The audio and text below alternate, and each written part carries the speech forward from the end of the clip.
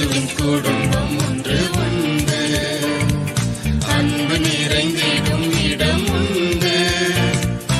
உயர்வும் இல்லை, அங்கு தாழ்வும் இல்லை, ஏழை இல்லை, பணக்காரன் இல்லை. உயர்வும் இல்லை, அங்கு தாழ்வும் இல்லை, ஏழை இல்லை, பணக்காரன் இல்லை. ராஜாதி ராஜா இயேசு என்றென்றும் ஆண்டிடுவார். ராஜாதி ராஜா இயேசு என்றென்றும் ஆண்டிடுவார். இயேசுவின் குடும்பம் ஒன்று உண்டு, அன்பு நிறைந்திடும் இடம் உண்டு. இயேசுவின் குடும்பம் ஒன்று உண்டு, அன்பு நிறைந்திடும் இடம் உண்டு. Praise the Lord. கர்த்தர் நாமம் மகிமைப்படுவதாக. ஆண்டவர் பெரிய காரியங்களை செய்ய வல்லவராய் இருக்கிறார். ஆமென். இப்போது கூட நாம் நிகழ்ச்சிக்கு நேராக யாவரும் உங்களோடு கூட வரவிருக்கிறோம். இல்லறம் இறைவனின் பரிசு என்ற நிகழ்ச்சியை கர்த்தர் தொகுத்து வழங்கும்படியாக கிருபை செய்து கொண்டு வருகிறார். அநேக குடும்பங்களிலே தேவன் ஒரு மிகப்பெரிய ஒரு ஆசீர்வாதத்தை தேவன் கட்டளையிட்டு இருக்கிறார். இப்போது கூட நாம் ஜெபத்திற்கு நேராக கடந்து செல்வோம். மகா கிருபையும் இரக்கம் நிறைந்தவரே, ஆண்டவரே, இல்லறம் இறைவனின் பரிசு என்ற நிகழ்ச்சியை கர்த்தாவே நாங்கள் தொகுத்து வழங்கும்படியாக செய்த கிருபைகளுக்காக நன்றி ஆண்டவரே. ஆவியானவர் எங்கு உண்டு அங்க விடுதலை உண்டு என்று பார்க்கிறோம் அல்லவா? தேவ ஆவியானோட கதை இறங்கி எங்களை நீர் ஆசீர்வதிப்பீராக, பலப்படுத்துவீராக ராஜா. ஆண்டவரே, அநேக குடும்பங்களில் ஆண்டவரே நீர் கொடுத்த ஒரு பரிசு ஆண்டவரே. ஆண்டவரே, கணவன் மனைவி இவளுக்குள்ளாக ஒரு அண்டர்ஸ்டாண்டிங் வேணும் ஆண்டவரே. நீர் கொடுத்த இல்லற வாழ்க்கை, நீர் கொடுத்த பரிசை கர்த்தாவே நாங்கள் அலட்சியமா எண்ணாதபடி நீர் கொடுத்த ஆசீர்வாதத்தை நாங்கள் சுதந்திரித்துக் கொள்ளும்படியாக, அதை ஆண்டு அனுபவிக்க நீர் கொடுத்த ஆசீர்வாதத்தை நாங்கள் பெற்றுக்கொள்ள எங்கள் கிருபை தாங்க டாடி. இந்த வேலை கர்த்தாவே அநேக குடும்பங்களிலே பிரிவினைகள், பிரச்சனைகள், போராட்டங்கள், நிந்தைகள், அவமானங்கள் இருக்குமாயின் அதை என் தேவன் தாமே இப்போதே இந்த குடும்பத்துக்கு விரோதமாக எப்பேற்பட்ட காரியங்கள் செய்தாலும் வந்தாலும் என் தேவன் விலக்கி பாதுகாத்துக் கொள்ளுங்க. தேவ சமாதானம், தேவனுடைய ஆளுகை உண்டாகட்டும். சகல துதி கன மகிமை யாவும் உமக்கே நாங்கள் செலுத்துகிறோம். மீட்பரும் இரட்சகரும் ஆகிய அப்பா இயேசு கிறிஸ்துவின் இன்ப நாமத்தில் ஜெபிக்கிறோம் ஜீவனுள்ள நல்ல தகப்பனே. ஆமென், ஆமென். Praise the Lord. கர்த்தருடைய நாமம் மகிமைப்படுவதாக. இல்லறம் இறைவனின் பரிசு என்ற நிகழ்ச்சியை தொகுத்து வழும்படியாக தேவன் கிருபை பாராட்டி கொண்டு வருகிறார். நிகழ்ச்சியானது அநேக மக்களுக்கு பிரயோஜனம் உள்ள ஒரு நிகழ்ச்சியாக தேவன் மாற்றிக்கொண்டு வருகிறார். அநேக குடும்பங்களிலே கர்த்தருடைய ஆசீர்வாதத்தை பெற்றுக் கொண்டிருக்கிறாங்க. அல்லேலூயா. இப்போது கூட நம்ம கடந்த வாரம் நம்ம பார்த்தோம் இல்லைங்களா, இல்லறம் இறைவனின் பரிசு என்று. இங்க பார்க்கிறோம், குடும்ப உறவு என்பது தேவனுடைய திட்டமா இருக்கிறது. குடும்பம் முறிவு என்பது பிசாசின் திட்டமா இருக்கிறது. தேவன் ஒரு காரியம் நமக்கு சொல்வாரானால் அதை நம்ம கேட்டு கீழ்ப்படுத்தி நடக்க வேண்டும். அல்லேலூயா. தேவன் பலுகி பெருகி பூமியை நிரப்புங்கள் என்று சொன்னார். அது தேவனுடைய ஆசீர்வாதம். அல்லேலூயா. அது மாத்திரமல்ல, ஆண்டவர் நம் வாழ்க்கைக்கு தேவையான அநேக கட்டளைகளையும் கற்பனைகளையும் தேவன் நம் கொடுத்திருக்கிறார். அதை கை கொண்டு நம் வாழ்க்கையிலே நாம் அபியாசப்படுத்தும் பொழுது நிச்சயமாக தேவனுடைய ஆசீர்வாதத்தை பெற்றுக்கொள்ள முடியும். இப்படியாக கடந்த வாரம் நாம் ஆபிரகாமுடைய வாழ்க்கையில தேவன் எப்பேற்பட்ட காரியங்களை, திட்டங்களை, வருங்காலங்களை குறித்து தேவன் ஆபிரகாமுக்கு தேவன் சொல்லியிருந்தார் என்று பார்த்தோம். அல்லேலூயா. தேவனுக்கு கீழ்ப்படிந்ததன் மூலம் ஜாதிகளுக்கு தகப்பனானார் என்ற ஒரு வார்த்தை நாம் பார்த்தோம். ஆமென். அதுல ஆபிரகாமுடைய பிரயாணத்தை நாம் மேற்கோள் காட்டி ஆபிரகாம் வாழ்க்கையில தேவன் எப்படி செயல்பாடுகள் என்ன, எப்படி அவர் கீழ்ப்படிந்தார் போன்ற காரியங்களை நாம் தியானித்துக் கொண்டு வருகிறோம். ஆமென். அதுல முதலாவது நாம் பார்க்கும் பொழுது புறப்பட்டு போனார். ஆதியாகமம் 12ஆம் அதிகாரம் 4ஆம் வசனத்திலே நாம் பார்க்கிறோம். ஆமென். இப்போ கடந்த முறை நான் ஃபுல்லாவே எப்படி தேவனுக்கு கீழ்ப்படிந்து அவர் கடந்து சென்றார் என்று நம்ம குறிச்சு பார்த்தோம் இல்லையா. அதாவது ஆண்டவர் அந்த 1ஆம் அதிகாரத்துல 12ஆம் அதிகாரம் 1, 2, 3 வசனங்களை பார்க்கும்போது அந்த 2ஆம் வசனத்துல நான் உன்னை பெரிய ஜாதியாக்கி உன்னை ஆசீர்வதித்து உன் பேரை பெருமைப்படுத்துவேன், நீ ஆசீர்வாதமாய் இருப்பாய் என்று தேவன் சொல்லியிருக்கிறார். அல்லேலூயா.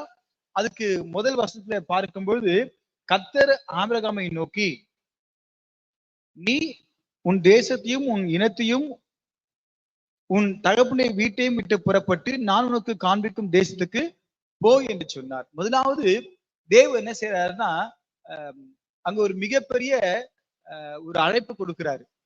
புறப்பட்டு போக வேண்டிய ஒரு வார்த்தையை கொடுக்கிறாரு. அல்லேலூயா.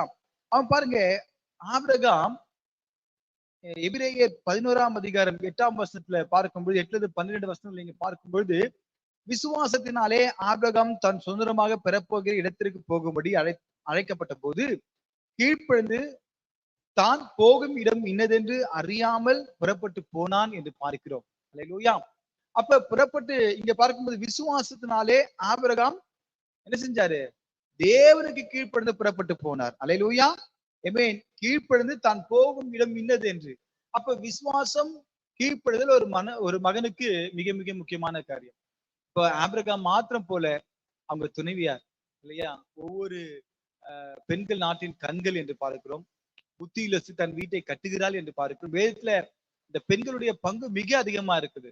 அதுல இன்னைக்கு பாஸ்டமா தான் இன்னைக்கு ஒரு அதாவது என்னன்னு பாத்தீங்கன்னா, தேவனுடைய வார்த்தை வந்துருச்சு இல்லையா? தேவனுடைய வார்த்தை வந்துருச்சு. ஆபிரகாமுக்கு அவரு புறப்பட்டு போனார். அப்ப இன்னைக்கு சாரா என்ன பண்றாங்கன்னா, அதை கேட்டு அவங்களும் கீழ்ப்படுத்து என்ன ஏதுன்னு கேட்கல, ஆண்டவருடைய வார்த்தைக்கு அவங்களும் கீழ்ப்படுத்து போறாங்க. அப்ப குடும்பத்துல ஒரு சமாதானம், குடும்பத்துல ஒரு சந்தோஷம் இருக்க வேண்டுமானால் கீழ்ப்படுதல் ரொம்ப முக்கியம். அதாவது தேவனுக்கு கீழ்ப்படினோம். கட்டின கணவன் மனைவிக்கு என்ன செய்யணும்? அது ஒரு கீழ்ப்படுதல் வேணும். மனைவியும் தேவனுக்கு கீழ்ப்படினோம். கட்டின கணவனுக்கு கீழ்ப்படுதல் வேண்டும். அல்லேலூயா. அப்ப ஒருவருக்கொருவர் இருக்கக்கூடிய அண்டர்ஸ்டாண்டிங் இந்த குடும்பத்துல அந்த கீழ்ப்படுதல், தேவனுக்கும் கீழ்ப்படில, மனுஷனுக்கும் கீழ்ப்படில, மனுஷனுக்கும் கீழ்ப்படினா அவங்க பிரயாணம் வந்து அது ஃபெயிலியர் ஆயிடும். இன்னைக்கு நம்ம வாழ்க்கை பயணம் சக்சஸ்ஃபுல்லா வரணும் அப்படின்னா இந்த கீழ்ப்படுதல் என்பது மிக மிக அவசியமா இருக்கிறது. அல்லேலூயா. இன்னைக்கு அதேதான் இன்னைக்கு அநேக குடும்பங்கள்ல இந்த கீழ்ப்படுதல் என்பது இல்லாமல் இருக்கிறது. ஆகவே நம்ம லைஃப் என்ற ஜேர்னில இந்த கீழ்ப்படுதல் அவசியம். நம்ம ஆண்டவருக்கு கீழ்ப்படுகிறோம். ஆனால் ஒருவருக்கு கீழ்ப்படி நடக்கிறோமா? ஒருவருக்கு புத்தி சொல்லி நடக்கிறோமா? அண்டர்ஸ்டாண்ட் பண்ணிக்கிறோமா? ஆலோசனை கேட்கிறோமா? இந்த மாதிரி விஷயம் இருக்கு, செய்யலாமா? அதை கேட்கிறோமா என்பது பாத்தீங்கன்னா ஒரு மிகப்பெரிய கேள்வி. அநேக குடும்பங்கள்ல இந்த பிரச்சனை வர்றதுக்கு என்ன காரணம்னு பாத்தீங்கன்னா இந்த கீழ்ப்படியாமை தான் காரணம் இல்லையா? டிஸ்கஷன் என்பதே இல்லை. நம்ம இன்றைக்கு அந்த டிஸ்கஷன் மனைவியோட புருஷனோட டிஸ்கஷன் பண்ணணுங்க. உதாரணத்துக்கு அநேக குடும்பங்கள்ல நீ என்ன சொல்றது, நான் என்ன கேட்கறது என்று பார்க்கும் பொழுது அங்கதான் பிரச்சனை ஏற்படுது. நீ பெரியவனா, நான் பெரியவனா? நீ அதிகமா படிச்சியா, நான் அதிகமா படிச்சனா? நீ அதிகமா சம்பாதிக்கிறையா, நான் அதிகமா சம்பாதிக்கிறேனா? இன்னைக்கு இந்த ஒரு ஏற்ற தாழ்வு தான் அநேக குடும்பங்கள்ல பிரச்சனைகள் வருவதற்கு காரணமா இருக்கிறது. அல்லேலூயா. ஆமென். அப்ப இந்த மாதிரி ஏற்றத்தாழ்வுகள் இருக்கக்கூடாதுங்க. நம்ம எல்லாருக்கும் பெரியவர் ஆண்டவராகிய இயேசு கிறிஸ்து ஒருவரே. அவர்தான் இயேசுவே வீட்டின் தலைவர் என்று பார்க்கிறோம். நம்ம வாழ்க்கையில, நம்ம குடும்பத்துல, நம்ம எல்லாவற்றிலும் ஆண்டவர் தான் பெரியவர். ஆண்டவருக்கு தான் முக்கியத்துவம் கொடுக்கணும். அல்லேலூயா. ஒருவேளை குடும்பங்கள்ல இன்னைக்கு அநேக குடும்பங்கள பிரச்சனை வர்றதுக்கு என்ன காரணம் என்னன்னு பாத்தீங்கன்னா இந்த பண ஆசை எல்லா தீமைக்கும் வேறா இருக்கிறது. அல்லேலூயா. ஆகவே இந்த பணத்துக்கு பின்னால போகக்கூடாதுங்க.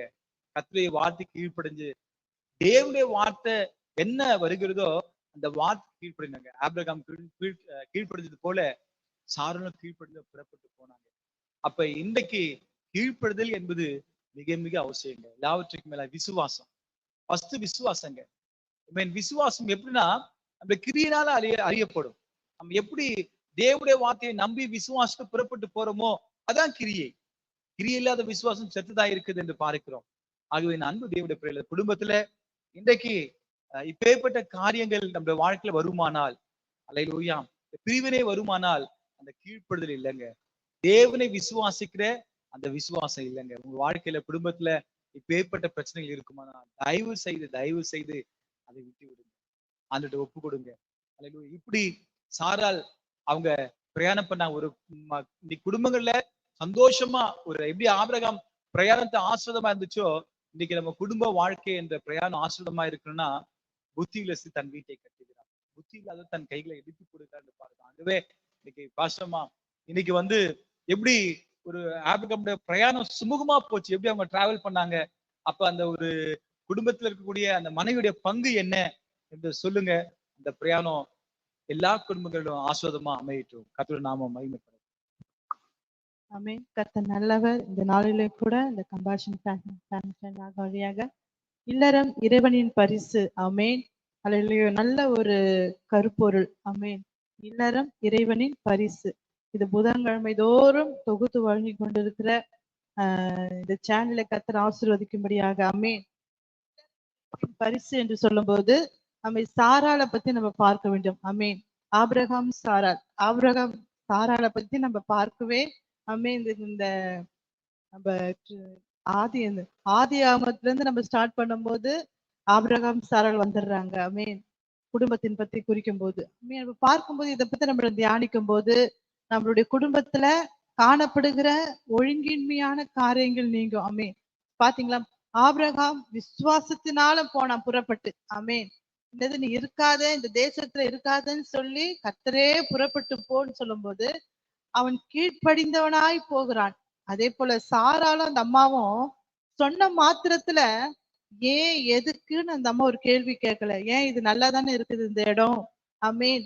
நம்மளா இருந்தா என்ன சொல்லுவோம் பாத்துக்கோங்க. ஆமென்.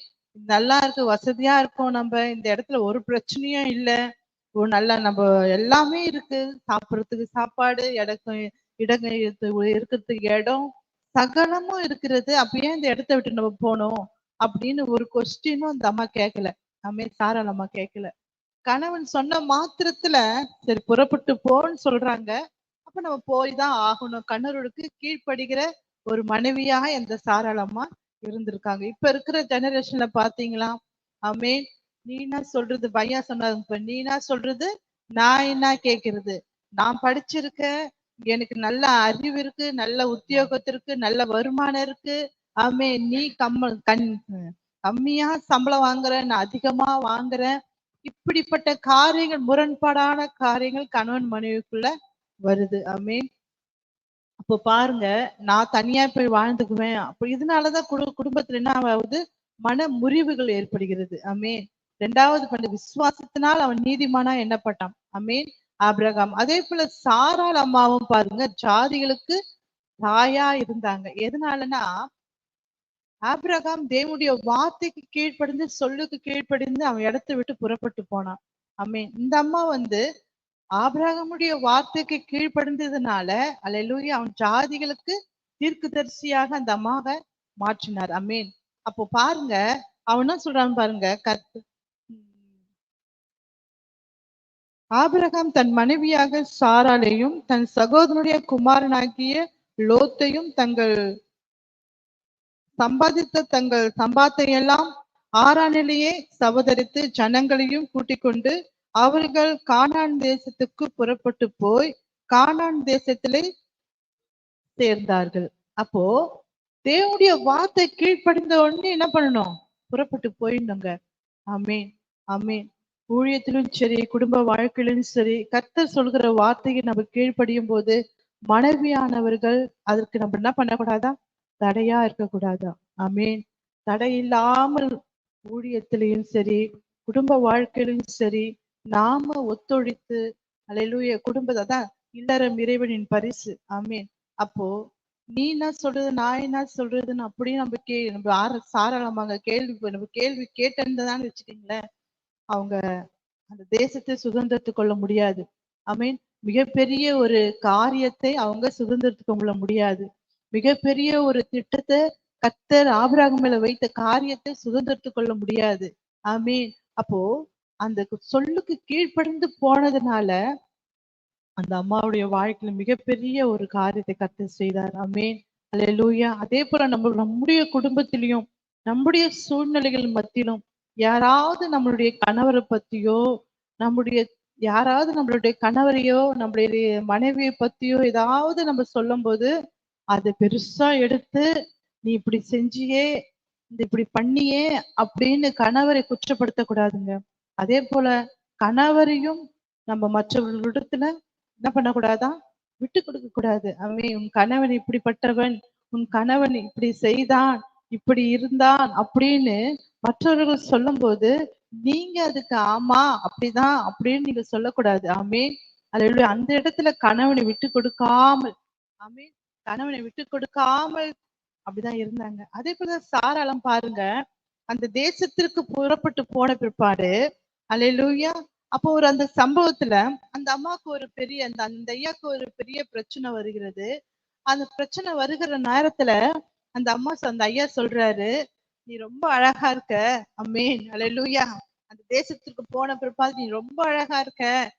அஹ் அதனால உன் நிமித்தம், யார் நிமித்தம்? சாராளாமா நிமித்தம் என் ஜீவன் போகாதபடிக்கு நீ என் தங்கச்சி என்று சொல்லு அப்படின்னு அந்த ஆபிரகாமிய சொல்லும்போது அந்த அம்மா ஒரு மறுப்பும் சொல்லல. இந்த காலகட்டத்துல நீ இப்படி சொல்லும்போது என்ன சொல்லுவாங்க? என்னது இப்படி சொல்றதா?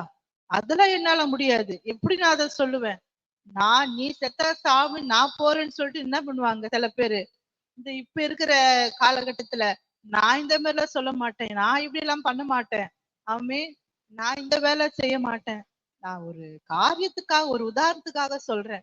அப்ப அந்த சாராளமா பாருங்க, நீ என் மனைவி என்று சொல்லாதபடிக்கு என் சகோதரி என்று சொல்லு. அப்போ என் ஜீவன் பாதுகாக்கப்படும், என்னை சாவடிக்க மாட்டாங்கன்னு அந்த ஆபிரகாம் ஐயா வந்து சாராளமான்னு சொல்றாங்க. உடனே அந்த சாராளம் என்ன பண்றாங்க? ஒரு மறுப்பும் சொல்லலைங்க. நான் பண்ண மாட்டேன், நான் செய்ய மாட்டேன். நீங்க என் கணவனா இருக்கும்போது நான் எப்படி சகோதரின்னு சொல்ல முடியும்? ஆமே, அப்படின்னு சொல்ல மாத்திரத்துல அவங்க ஒண்ணுமே ஒரு மறுப்பும் சொல்லாம அதுக்கு என்ன பண்ணாங்க? கீழ்ப்படிந்தாங்க. ஆமே. அப்போ நம்ம கீழ்ப்படியும் போது கர்த்தர் நிச்சயமாகவே பெரிய ஒரு ஆசீர்வாதத்தை கர்த்தர் கொடுக்கிற தேவனா இருக்கிறார். ஆமென். ஆபிரகாம் விசுவாசித்து தேவனுக்கு கீழ்ப்படிந்தாங்க. அல்லேலூயா. அதே போல சாராளமா விசுவாசத்துல கீழ்ப்படிந்தாங்கன்னு என்று சொல்லும்போது கணவனுக்கு தான் கீழ்ப்படிந்தாங்க. ஆமீன். அல்லேலூயா. கணவனை சாராளமே ஆண்டவனே அப்படின்னு அவங்க சொன்னதாக வேதத்துல நம்ம பார்க்கிறோம். ஆமீன். அதனால நம்மளும் சரி தேவனோ, நமக்கு தேவனுக்கு கீழ்ப்படிந்து இப்ப இருக்கிற காலகட்டத்துல தேவனுக்கு நம்ம கீழ்ப்படியும் போது தலையாகிய தலையாகிய கிறிஸ்து அவர்தான். அல்லேலூயா. நம்மளுக்கு தலையாய் வைத்திருக்கிறது நம் கணவனைமார்களை வைத்திருக்கிறாங்க. அதனால நம்முடைய கணவனுக்கு நம்ம கீழ்ப்படிந்து நடக்கும்போது அல்லேலூயா, குடும்பத்துல ஒரு பிரிவினைகளே வராது. எல்லாரும் இறைவனின் பரிசு அப்படியே கர்த்தர் அந்த gift உங்க கையில தூக்கி கொடுத்துருவாரு. ஆமென். அல்லேலூயா, அல்லேலூயா. அப்போ பார்க்கும்போது இந்த சொன்ன பாருங்க, சாரா ஒரு வார்த்தையும் சொல்லல. ஏன் இப்படி சொல்ற? ஏன் இப்படி நீங்க கேக்குறீங்க? அவங்க வந்தா வந்துட்டு போட்டோம். நான் பார்த்து இது பண்ணிக்கலாம். நம்ம கணவன் மனைவி என்பதை மற்றவர்களுக்கு ஏன் தெரிய வேணும்னு சொல்றீங்க? உங்க சகோதரி ஏன் சொல்றீங்க? அப்படின்னு ஒரு வாக்குவாதத்துக்குள்ள அவங்க போகல. அல்லேலூயா. ஒரு ஒரு ஒரு கட்டாயத்துல அவங்க போல. ஆனாலும் அதன்படி அவங்க கீழ்ப்படிந்து போனாங்க. ஆமென். அவங்க ஒரு மறுப்பும் சொல்லல. இப்ப இருக்கிற காலகட்டத்துல பாத்தீங்கன்னா ஒரே சண்டைகள், பிரச்சனைகள், குடும்பத்துல ஒரே கணவன் மனைவிக்குள்ள பார்க்கும்போது ஒரு மனதை பிடிக்கிறதான காரியங்கள், அல்லேலூயா, அன்பு இல்லாம காரியங்கள், அல்லேலூயா. ஒரு வார்த்தை சொன்னா போதும், எதுனா ஒரு பெரிய பிரச்சனையா வரும். ஏன் இப்படி பண்றீங்க அப்படின்னு சொன்ன மாத்திரம் நான் அப்படிதான் செய்வேன் அப்படின்னு சொல்றது. ஆமீன். மனைவி கிட்ட கேட்கும் போது நானும் அப்படிதான் பண்ணுவேன் அப்படின்னு போது அந்த குடும்ப வாழ்க்கைத்துல எப்படி முன்னேற முடியும்? கண்டிப்பா அது ஒரு அடுத்த ஸ்டெப் வைக்கும்போது கூட அது ஒண்ணுமே செய்ய முடியாது. குடும்பத்துல குழப்பங்களோடு, பிரச்சனைகளோடு, போராட்டத்தோட தான் வாழ்ந்து கொண்டிருப்போம். நிம்மதி இல்லாம, சந்தோஷம் இல்லாமல் தான் நம்ம வாழ்ந்து கொண்டிருப்போம். ஆனா அந்த ஆபிரகாம் சாராளை பார்க்கும்போது சாராள் தேவனுடைய வார்த்தைக்கு கீழ்ப்படிந்து அப்படியே புருஷனுக்கும் கீழ்ப்படிந்து புருஷன் என்ன சொல்கிறாரோ அது போல சரி, சரி, சரின்னு சொல்லிட்டு அந்த அம்மா கடந்து போனாங்க. அல்லேலூயா. அந்த கடந்து போன மாத்திரத்தெல்லாம் மிகப்பெரிய ஆசீர்வாதத்தை சாரால் பெற்றுக்கொண்டாங்கள் என்று பார்க்கிறோம். அல்லேலூயா. நாமும் இந்த காலகட்டத்துல தேவனுக்கு கீழ்ப்படிந்து அதே போல புருஷனுக்கும் நம்ம என்ன பண்ணணுமா? கீழ்ப்படியணும்.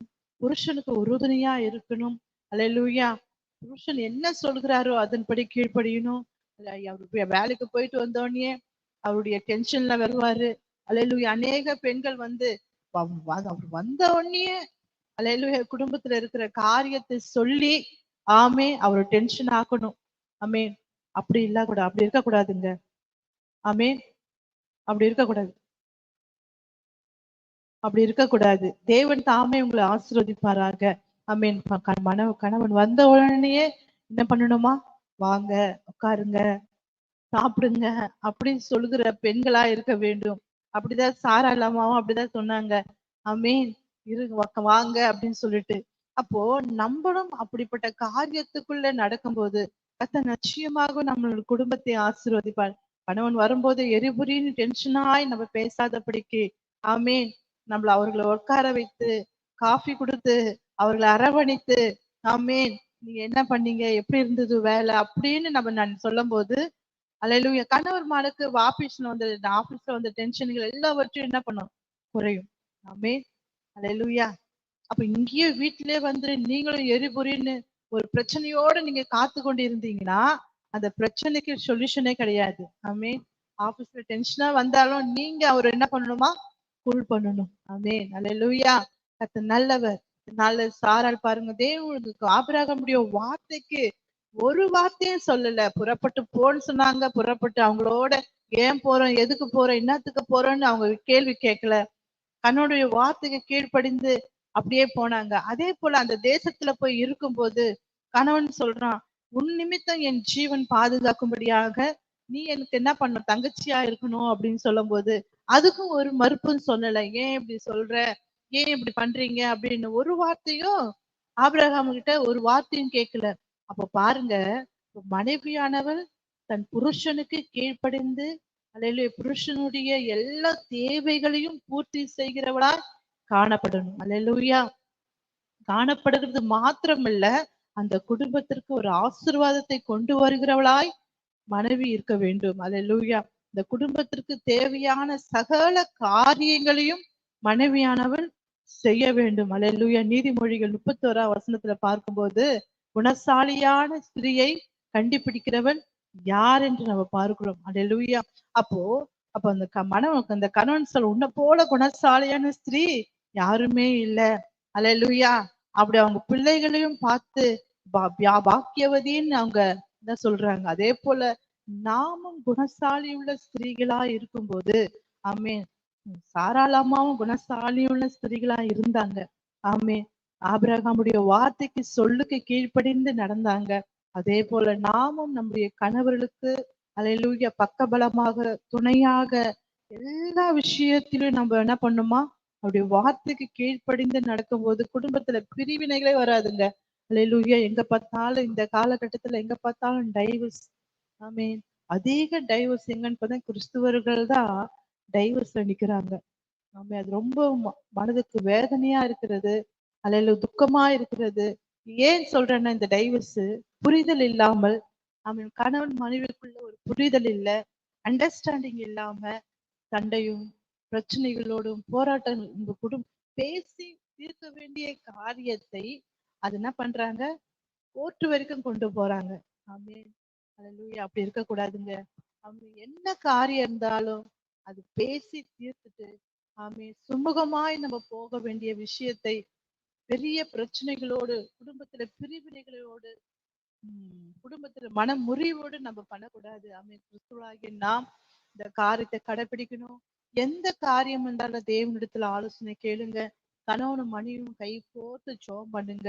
முதலாவது நம்ம ஜெபிக்கும் போது நம்ம குடும்பத்துல காணப்படுகிற பிரச்சனைகள் மாறும். ஆமென். கணவன் மனைவிக்குள்ள காணப்படுகிற பிரிவினைகள் மாறும். ஏன்னா ஒரே ஒரு வார்த்தை, ஆமென், என்னை மன்னிச்சிடுங்க, சாரி, ஆமென், இந்த பிரச்சனைகளுக்கெல்லாம் ஒரு சாரி அப்படின்னு கேட்கறதுக்கு வாய் வராது. உண்மைதானே? ஆமென்.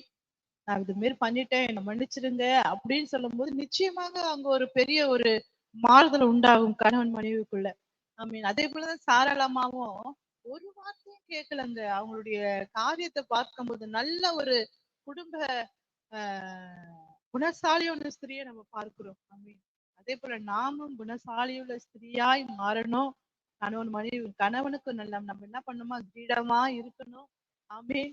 அல்லேலூயா. நீங்க அப்படி மாத்திரம் நீங்க செஞ்சு பாருங்க. கணவன் வரும்போது அவங்கள தாங்குன்னு தாங்குங்க. நிச்சயமாக குடும்பத்துல ஒரு பெரிய ஒரு ஆசீர்வாதத்தை கர்த்தர் உங்களுக்கு கொடுக்கிற தேவனா இருக்கிறார். ஆமென். பிரச்சனைகளை கண்டு, போராட்டங்களை கண்டு சோர்ந்து போகாதீங்க. ஆமென். கணவன் மனைவியோடு நல்ல ஒரு அண்டர்ஸ்டாண்டிங் பேசுங்க. மன விட்டு பேசுங்க. அல்லேலூயா. நீங்க என்ன குறைபாடு இருக்கிறோ, கணவன் கிட்ட என்ன குறைபாடு இருக்குதோ, மனைவி கிட்ட என்ன குறைபாடு இருக்கிறதோ, அல்லேலூயா, பேசி நம்ம தீர்த்துக்க வேண்டிய காரியத்தை, 4 செவுருக்குள்ள இருக்க வேண்டிய காரியத்தை, அல்லேலூயா, அது கோர்ட் வரைக்கும் கொண்டு போக கூடாது. ஆமென். கர்த்தர் நல்லவர். இந்த நாளிலே கூட குடும்பத்துல நல்ல பெரிய காரியத்தை கர்த்தர் செய்ய போகிறார். அல்லேலூயா. கர்த்தர் உங்களை ஆசீர்வதிப்பார். அவன் மனைவியாகிய நாம தான் கர்த்தர் பெரிய ஒரு இல்லறத்தை கட்டும்படியாக, ஆமென், புத்தியுள்ள ஸ்திரீ தன் வீட்டை கட்டுகிறாள் என்று வேதம் சொல்லுகிறது. அப்ப புத்தியுள்ள ஸ்திரீயாய் நம்ம குடும்பத்தை கட்டுகிறது மாத்திரமில்ல, நம்ம கணவனுக்கும் ஒரு பக்கபலமாகவும் பாதுகாப்பு கர்த்தர் கொடுக்கிறாரு. அல்லேலூயா. எல்லாவற்றுக்கும் மோட்டிவேஷன் பண்றவர்களாய் நம்ம காணப்படணும். அல்லேலூயா. அதே மாதிரி கணவனும் மனைவிக்கு நல்ல ஒரு காரியத்தை, மனைவியானவள் பலவீனமான பாண்டம் என்பதை கணவன் புரிந்து கொண்டு எல்லாவற்றிலும் அன்பு செலுத்துகிறவளாய், ஆமென், மனைவிக்கு ஒரு புரிதலோடு கணவன் இருக்க வேண்டும். அல்லேலூயா. அப்படி இருக்கும்போது பாத்தீங்கன்னா அந்த குடும்பம் உண்மையாகவே கர்த்தர் ஆசீர்வதிக்க குடும்பமாய் கர்த்தர் மாற்றுவார். ஆமென். மீதியான வேலை கர்த்தர் நாமம் மகிமைப்படுவதாக. நல்ல ஒரு அண்டர்ஸ்டாண்டிங் வேணும் இல்லைங்களா? அதாவது பாஸ்டர் சொன்னாங்க பாருங்க, இந்த பிரயாணத்துல கடந்து போயிச்சாங்க. ஆனால் ஒரு பகுதிக்கு வரும்பொழுது பாருங்க, பின்பு அவ்விடம் விட்டு பெயர்ந்து பெத்தேலுக்கு கிழக்கே இருக்கும் மலைக்கு போய், பெத்தேல் தனக்கு மேற்காகவும் ஆயி கிழக்காகவும் இருக்க கூடாரம் போட்டு, அங்கே கர்த்தருக்கு ஒரு பலிபீடத்தை கட்டி கர்த்தருடைய நாமத்தை தொழுது கொண்டார்கள் என்று பார்க்கிறோம் இல்லைங்களா? அதுக்கப்புறம் பாருங்க, அங்க போயிட்டு ஒரு அவன் எகிப்துக்கு சமீபமாய் வந்தபோது தன் மனைவி சாராயை பார்த்து, நீ பார்வைக்கு அழகுள்ள ஸ்திரீ என்று அறிவேன் இல்லையா? அங்க ஒரு ஸ்டேட்மெண்ட் சொல்றாரு பாருங்க, ஆகையால் உன் நிமித்தம் எனக்கு தன்னை நன்மை உண்டாகும்படிக்கு உன்னாலே என் உயிர் பிழைக்கும்படிக்கும் நீ என்னை நீ உன்னை என் சகோதரி என்று சொல் என்றார் இல்லையா? இது சாதாரணமா நம்ம இது பேசிட முடியாது. இது மிகப்பெரிய ஒரு சப்ஜெக்ட். அல்லேலூயா. அந்த நிகழ்ச்சி தொடர்ந்து நம்ம இந்த ஆபிரகாமோட பிரயாணத்தோட நம்ம பிரயாணம் பண்ண போறோம். தயவு செய்து நிகழ்ச்சியை பார்க்குற நீங்க எங்களோடு கூட பிரயாணம் பண்ணி வாங்க. விவகாரமா அல்லது விவாகரத்தா இல்லையா? பாஸ்டர் ஒரு சப்ஜெக்ட் ஒண்ணு பேசினாங்க. இன்னைக்கு அநேக கிறிஸ்துவ குடும்பங்கள் தான் இன்னைக்கு கோர்ட்ல போயிட்டு விவாகரத்துக்கு நிக்கிறாங்க என்று சொல்லிட்டு. அப்ப இந்த விவகாரம் என்ன, அதுல இருக்கக்கூடிய பிளஸ் மைனஸ் என்ன, அதை நம்ம ஆராய்ந்து பார்த்தா, அந்த மைனஸா எடுத்து போட்டுன்னா விவகாரம் நம்ம பேசி தீர்த்துக்கிடலாம். இன்னைக்கு அந்த அண்டர்ஸ்டாண்டிங், சரியான ஒரு புரிதல் இல்லை. அதனாலதான் அந்த விவகாரம்லாம் விவாகரத்துல போய் முடியுது. அப்ப அடுத்த வாரத்துல நம்ம விவகாரமா அது விவாகரத்தா? அநேக குடும்பங்கள்ல விவாகரத்து வருவதற்கு என்ன காரணம் இல்லையா? ஒரு விதமான பயம், தவறான அன்பு, தவறான புரிந்து கொள்ளுதல். இதனால்தான் அநேக குடும்பங்கள்ல விவகாரம் முத்தி போய் விவாகரத்துக்கு போய் முடியுது. ஆகவே விவகாரம் ஆரம்பிக்கிறதுக்கு முன்னாடியே அதை நம்ம என்ன செஞ்சிடணும், பேசி தேவ சமூகத்தை ஒப்பு கொடுக்கணும் இல்லையா? அங்க ஆபிரகாமும் ஒரு தவறு செய்யறாரு இல்லையா? அதை நம்ம என்னன்னு பார்க்க போற அடுத்த வாரம். நம்ம ஒவ்வொரு வாரம் புதன்கிழமை 7 மணிக்கு இல்லறம் இறைவனின் பரிசு என்ற நிகழ்ச்சியை அநேக நபர்களுக்கு, சொந்தங்களுக்கு, குடும்பங்களுக்கு, யாரெல்லாம் பிரிஞ்சு இருக்கிறாங்களோ, குடும்பங்கள் யாரெல்லாம் சண்டைகள் இருக்கோ, நிகழ்ச்சி சொல்லுங்க. நிச்சயம் இந்த நிகழ்ச்சி முடிவுக்குள்ள கர்த்தர் மகா பெரிய அற்புதங்களை தேவன் செய்ய போகிறார். குடும்பங்களை, பிரிந்த குடும்பங்களை தேவன் இணைக்க போகிறார். நம்ம இப்பொழுது நம்ம ஜெபிக்க போறோம். எந்தெந்த குடும்பங்கள்ல பிரச்சனைகள், கவலைகள், ஒரு மிஸ் அண்டர்ஸ்டாண்டிங் இருக்கோ, தேவ சமாதானம் உண்டாகும் முடியாது. மகா கிருபையும் இரக்கம் நிறைந்தவரே, இந்த வேலைக்காய் ஸ்தோத்திரிக்க ஆண்டவரே. இல்லறம் இறைவனின் பரிசு என்று பார்க்கிறோம் ஆண்டவரே. கொடுத்த பரிசுக்காக நன்றி ஆண்டவரே. குடும்ப உறவு என்பது தேவனுடைய திட்டம் ஆண்டவரே. குடும்ப பிரிவு என்பது பிசாசுடைய திட்டம் ஆண்டவர். அநேக குடும்பங்கள்ல அநேக விவகாரங்கள் நடந்து கொண்டு இருக்கிறது. ஆனால் அதுல தேவனுடைய வார்த்தைக்கு முக்கியத்துவம் கொடுக்காம உலக பிரகாரமான காரியங்கள்ல அஃபெக்ஷன், இந்த லவ் மற்றவர்களை கொடுக்கும் பொழுது இந்த குடும்பங்கள பிரச்சனைகள், போராட்டங்கள் வருகிறது. விவகாரங்கள் முத்தி போய் அது விவாகரத்துல கொண்டு போய் விடுகிறதே. இன்னும் ஆண்டவரே அப்பா, இதை பற்றி நாங்கள் தியானிக்க போகிறோம். அநேக மக்கள் தொடப்படுவார்களாக. தேவ சமூகம், ஒருவேளை இந்த இந்த நிகழ்ச்சியை பார்க்கிற குடும்பங்கள்ல ஏதாச்சும் குடும்பங்கள்ல பிரிவினை உண்டானா தேவன் உங்களுக்கு சமானத்தை கொடுத்து சந்தோஷத்தை கொடுத்து பிரிந்து போன குடும்பத்தை தேவன் இணைக்க வல்லவராய் இருக்கிறார். கடந்த நாட்கள்ல யூடியூப் நியூஸ்ல நாங்க பார்த்தோம், கணவனும் மனைவியும் சண்டை போட்டு பிரிந்து போய் ஒன்னா வாழ முடியாம குழந்தை இல்லாம அவங்க சீட் பண்ண போகும்பொழுது கணவன் அந்த மனைவியை கிட்ட போகும்பொழுது ஒரே மிஸ் அண்டர்ஸ்டாண்டிங் வந்து 7 குத்து கத்தியால் எடுத்து குத்தித்தான் என்று பார்த்தோமே. இன்னைக்கு அநேக குடும்பங்கள் இப்படிப்பட்ட சண்டைகள் கொலை பண்ணுகிற அளவுக்கு ஒரே அப்பா அந்த குடும்ப உறவு சீர்கெட்டு போயிருக்கிறது. தேவ சமாதானம் உண்டாகட்டும்ப்பா. குடும்பங்களை பேர்பட்ட கொலை ஆவியை கட்டி சுட்டரிக்கிறோம். குடும்பங்களை பிரிவினை உண்டாக்குற பொல்லாத பிசாசின் கீழே கட்டி சுட்டரிக்கிறோம். ஆண்டவரே தேவ மகிமை குடும்பங்களை உண்டாகட்டும். தேவனுடைய ஆளுகை குடும்பங்களை உண்டாகட்டும். தேவனுடைய ஆண்டவரே அன்பு ஆண்டவரே உள்ளத்துல பாய்ந்து ஒரு கீழ்ப்படுத்து வாழ வளர உதவி செய்யுங்க. ஆண்டவரே அப்பா கணவன் மனைவி ஆசீர்வதிங்க. ஒருவேளை கண்ணீரோடு அழுது கொண்டு கண்ணீரை தொடங்கப்பா, கண்ணீரை தொடங்கப்பா. இந்த துக்கங்கள் சந்தோஷமாய் மாறும். இந்த துக்கம் சந்தோஷமாய் மாறும் என்று பாருங்க. சந்தோஷமாய் மாற்றுங்க, ஆசீர்வதிங்க, பலப்படுத்துங்க. சகல துதி கன மகிமை யாவும் உமக்கே செலுத்துகிறோம். மீட்பெரும் ரட்சகருமாகிய அப்பா இயேசு கிறிஸ்துவின் இன்ப நாமத்தில் ஜெபிக்கிறோம் எங்கள் ஜீவனுள்ள நல்ல தகப்பனே. ஆமேன் ஆமேன். கர்த்தர் பெரியவர், பெரிய காரியங்களை செய்ய வல்லவராய் இருக்கிறார். உங்களுக்காக நாங்கள் ஜெபிக்க காத்து கொண்டிருக்கிறோம். உங்களுக்கு குடும்பத்திற்கு நிமித்தமாக ஆலோசனை சொல்ல வேண்டுமானால் கீழே உங்களுக்கு தொலைபேசி எண் வரும். தொலைபேசி எண்ணில் தொடர்பு கொள்ளுங்க. உங்களுக்காக நாங்கள் ஜெபிக்க காத்து கொண்டிருக்கிறோம். குடும்பத்துல ஏற்படுகிற பிரச்சனைகளை தேவன் தீர்த்து வைப்பார். இல்லறம் இறைவனின் பரிசு. நிச்சயமாக அந்த பரிசை ஆஸ்பதமாக நம்ம எடுத்துக்கொண்டு வாழ்க்கையில பிரயாணத்துல சந்தோஷத்தோடு நம்ம பிரயாணம் செய்வோம். கர்த்தர் ஆஸ்வதிப்பாராக. மீண்டும் புதன்கிழமை அடுத்த வாரம் சென்று ஆஸ்வதிப்பாராக. God bless you. God bless you. Praise God.